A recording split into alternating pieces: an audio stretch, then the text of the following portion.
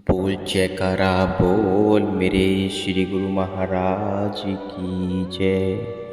सौभाग्यशाली गुरुमुखो, महापुरुष इस जीव के प्रति उपदेश करते हैं। हे जीव, यह मनुष्य देह तुझे गुरु की सेवा और भक्ति की कमाई करने के लिए मिली। इस देह की देवता भी याचना करते हैं। वे भी चाहते हैं कि हम मनुष्य शरीर को धारण करके गुरु की भक्ति करें।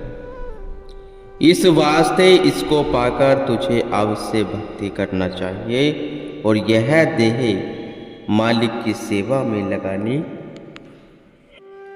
लगानी चाहिए और इस बात को भूलना नहीं चाहिए, अर्थात अचेत नहीं रहना चाहिए, क्योंकि मनुष्य जन्म का असली तात्पर्य यही है। फिर कहते हैं कि यह देह क्षणभंगुर है। जब इस पर बुढ़ापे का रोग आ जाएगा तब यह जीव व्याकुल हो जाए और यह देह पल भर में काल का ग्रास बन जाएगी। इस वास्ते तुझे शीघ्र भगवान का भजन कर लेना चाहिए।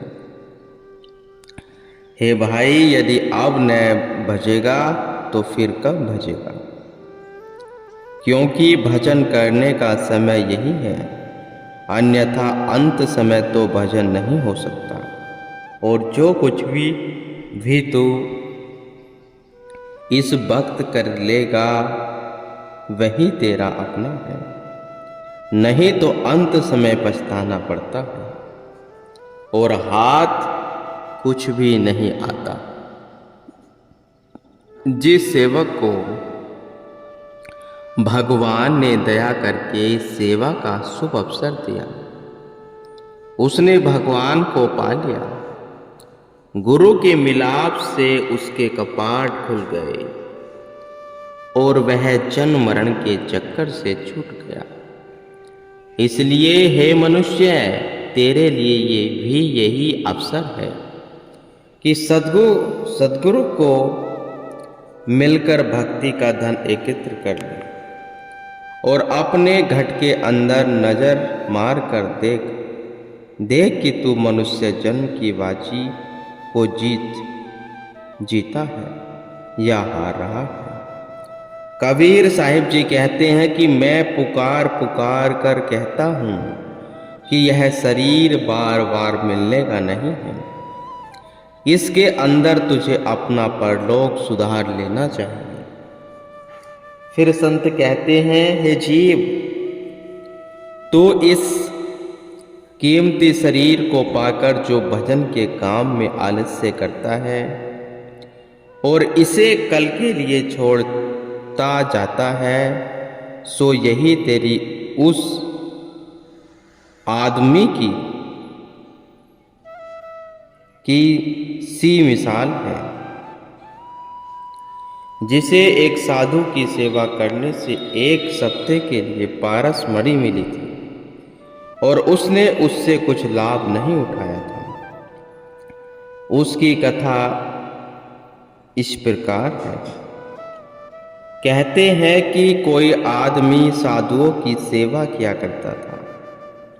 एक बार साधु उसके यहाँ आए जो अपने पास पारसमणि रखता था। उस पुरुष ने अपने स्वभाव अनुसार उसकी भी सेवा की। साधु प्रसन्न हुआ और प्रसन्न होकर उस पारस को उस मनुष्य के हवाले कर दिया और कहा, इसके अंदर यह गुण है, यदि लोहा इससे छू जाए तो सोना बन जाता है। तू एक सप्ताह के अंदर जितना सोना इससे बनाना चाहे बना ले, परंतु 7 दिन गुजर जाने पर तुझे यह चीज वापस ले ली जाएगी। यह कहकर साधु चला गया।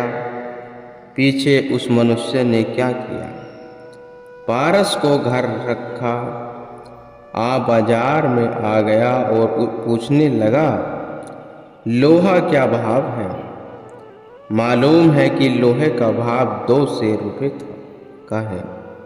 सोचने लगा, बहुत महंगा है, न जाने कल तक सस्ता हो जाए। यह सोचकर वापस चला आया और दूसरे दिन फिर गया। पता लगा कि आज लोहे का भाव कल से कुछ तेज है। वह फिर लौट आया। उसका विचार था कि जब लोहा सस्ता हो जाएगा तब खरीदूंगा। भाव यही है कि इस प्रकार रोज बाजार जाता और लोहे का भाव पूछकर वापस आ जाता। 7 दिन गुजर गए। साधु अपने इकरार पर आन पहुंचा, परंतु उसे फिर उसी तरह कंगाल देखकर आश्चर्य हुआ। अरे, तुझे तो मैंने पारस दिया था कि तू उससे जितना भी चाहे सोना बना ले, ताकि तेरी गरीबी दूर हो जाए। क्या तूने उससे कोई लाभ नहीं उठाया? वह बोला, महाराज, मैं कई बार बाजार गया कि लोहा खरीदूंगा, मगर क्या करता, लोहे का भाव बड़ा तेज था। इस वास्ते इस काम में देरी हो गई। विचार यह था कि जब लोहा सस्ता होगा तब खरीदूंगा। यह सुनकर साधु हंसा। नादान, तुझे तो मैंने वह चीज दी थी जिससे हफ्ता क्या 1 घड़ी के अंदर तू माला माल हो जाता था और इतना धन बना सकता था कि पुश्तों तक भी उसे बैठकर खाता तो खत्म न होता। तेरी नादानी की भी कोई हद है कि तूने व्यर्थ लोहे का भाव पूछने में अनमोल समय को हाथ से खो दिया। यह सुनकर उस मनुष्य की आंख खुली और रोने लगा, परंतु अब रोने धोने से क्या बनता था।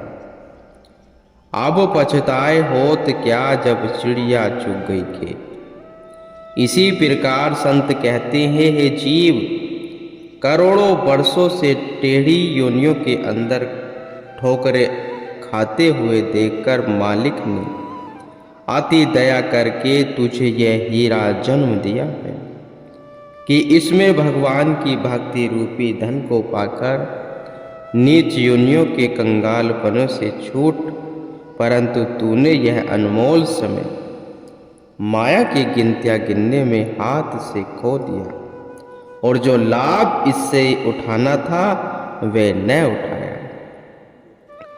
नर तन पाया यत्न कर ऐसा जिससे यह करतार होगी। ऐसी उत्तम जून पदार्थ फिर नहीं बारंबार मिले। यह मन इस मनुष्य शरीर को पाकर कुछ ऐसा यत्न करना चाहिए जिससे मालिक की भक्ति हाथ आए और उस परम पिता प्रभु के चरणों का मिलाप हो, क्योंकि ऐसा उत्तम और अनमोल जन्म बारंबार मिलने का नहीं है। संत कहते हैं, हे जीव, इस संसार में केवल 2 दिनों का जीवन है। इस 2 दिन के जीवन में तू किस बात पर फूला फिरता है और कहता है यह मेरा शरीर है, यह मेरा धन है, यह मेरा परिवार है और मैं इन सब का मालिक हूँ।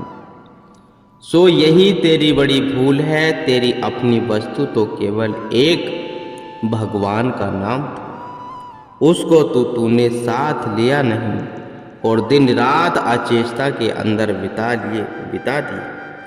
इसलिए तेरी हालत पर अफसोस है कि तूने इस मनुष्य चोले को भी बदनाम किया और अंत में खाली हाथ संसार से चला बसा। फिर कहते हैं, मनुष्य यदि धन लूटे जाए तो चिंता न कर, शरीर चला जाए तो परवाह न कर, कुटुंब परिवार साथ न दे तो अफसोस न कर। इनमें एक बात भी चिंता योग्य नहीं है, क्योंकि ऐसा तो एक दिन होना ही है और अंत होकर रहेगा। इसलिए इन बातों की चिंता करना व्यर्थ है। चिंता ताकि कीजिए जो अनहोनी होए, इही मार्गो संसार को नानक थेरु नहीं हो। चिंता योग्य बात वही होती है जो अनहोनी हो, परंतु जिस बात को आदि से हम देखते आ रहे हैं और आसपास की हालतें रोज यह शिक्षा दे रही है कि संसार में किसी वस्तु को भी सदा के लिए ठहराव नहीं है। यहाँ हर एक वस्तु नाशवान है, फिर उसकी जुदाई में चिंता कैसी। आज जिस वस्तु को हम अपनी खुशी का सामान समझते हैं, कल वह हमारे पास नहीं रहती। यदि कल है तो परसों तक बिछुड़ जाती है। और ऐसी हालतें हम अपने जीवन में अनेक बार देखते हैं कि यहाँ जिन वस्तुओं को भी अपनाया जाता है वे ही गैर बन जाती हैं। जिस चीज से दिल लगाया जाता है वही अंत में दुखदाई हो जाती है। सिकंदर बादशाह ने अपने समय में बेअंत धन एकत्र किया। जब वह मरने लगा तो उसने हुक्म दिया कि मेरा सब धन पदार्थ मेरे सामान सामने ढेर कर दिया जाए। हुक्म है कि देर थी बादशाह के सारे सामान रुपाए, पैसा, नौकर चाकर, हाथी घोड़े, लश्कर आदि सब आन हाजिर हुए। उसने पालकी पर सवार होकर सबकी ओर देखा और पूछने लगा, भाइयों, तुम में से कोई ऐसा भी है जो परलोक में मेरा साथ दे? सब ने रंज के आंसू पोंछते हुए सिर हिला दिया। फिर यही सवाल उस एकत्र किए हुए धन से किया गया। उसने कहा, मैं तो इस संसार के लिए था, परलोक का साथी मुझे भी न समझ। इसने सबकी ओर से इस प्रकार के उत्तर सुनकर ठंडी सांस ली और आंसू बहाते हुए यह शब्द कहे, अफसोस है, अगर मुझे यह पता होता कि मरते समय इन वस्तुओं में से कोई भी मेरा साथ न देगी तो मैं क्यों लोगों को दुखी करके इनको एकत्र करता। परंतु उस वक्त रोना और अफसोस करने से बनता ही क्या था।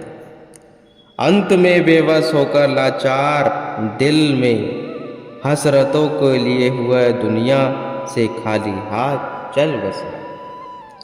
तो कहने का यही तात्पर्य है गुरुमुखों, जितना भी समय निकाल कर 2 घंटे भजन पूरा किया करो तो तुम्हारे जीवन का पूरा उद्देश्य हो जाएगा और तुम्हारा जीवन भी सफल हो जाएगा। क्योंकि यह एक सांस भी इतना कीमती है जो मनुष्य देही को बड़े कर्मों से प्राप्त होती है। गुरुमुखों, 2 घंटे भजन करना बहुत बहुत जरूरी है। सभी को समय निकाल कर 2 घंटे सिमरन करना जरूरी कहा है श्री हजूर श्री गुरु महाराज जी ने। गुरुमुख